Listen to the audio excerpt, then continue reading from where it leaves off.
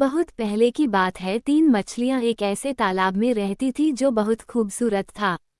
उन तीनों में बहुत गहरी दोस्ती थी और दिन भर तैरते हुए आपस में खेलते रहते थे। उन सभी का समय बहुत ही खुशहाल बीत रहा था। उस तालाब में पास के गांव से अच्छी अच्छी भोजन बहकर आता था और वो तीनों उसे बहुत ही मस्ती से खाते थे। अचानक एक दिन 2 मछुआरे उसी तालाब की ओर से गुजर रहे थे और उन्होंने मछलियों को देखा।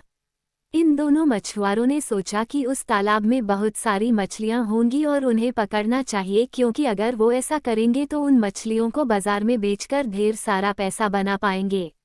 मछुआरों के बात उन तीनों मछलियों ने सुन लिया और वो बुरी तरह से डर गई और फिर उस तालाब को छोड़ने का योजना बनाने लगी।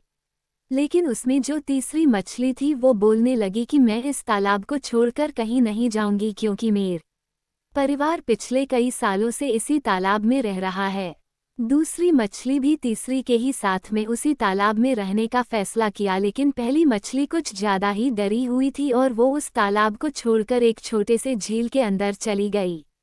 अब इस तालाब में सिर्फ 2 मछली ही रह गई और दूसरे दिन वही मछुआरे एक बहुत बड़ा सा जाल लेकर उन मछलियों को पकड़ने के लिए पहुंचे।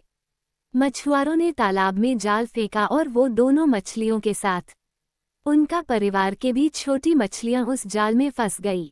अब इसमें जो दूसरी मछली थी उसने मछुआरों से बचने के लिए एक नाटक किया और वो चुपचाप शांत पड़ गई। मछुआरों को लगा कि वो मर चुकी है, इसलिए उन्होंने ये बोलते हुए उस मछली को वापस तालाब में फेंक दिया कि हम मरे हुए मछली को नहीं ले जाएंगे। तो इस तरह से वो दूसरी मछली ने अपना दिमाग लगाकर अपना जान बचा लिया। इस स्टोरी से हमें ये सीखने को मिलता है कि बुरे वक्त के समय हमें घबराना नहीं चाहिए, बल्कि शांत दिमाग से उस बुरे वक्त से निकलने के लिए उपाय सोचना चाहिए।